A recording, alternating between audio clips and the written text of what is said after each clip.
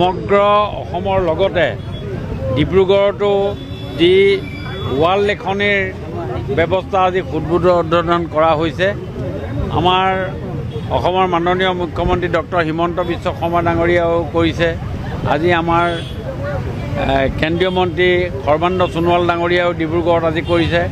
আজি আমি এই বৃহত্তৰ শান্তিপাৰা অঞ্চলত আমি ৰামেশ্বৰ তেলী ডাঙৰীয়া আৰু ময়ো আজি আমাৰ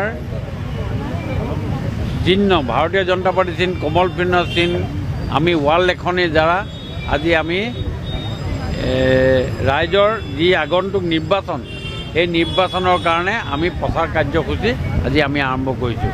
যিহেতু আগন্তুক নিৰ্বাচনলৈ মাত্ৰ আমাৰ দিন হিচাপে আমাৰ 81টা দিন আছে, 81 days remaining to the election.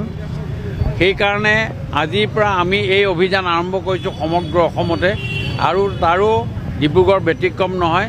আমি ডিব্ৰুগড়তো আজি এই ব্যৱস্থা হাতত লৈছোঁ।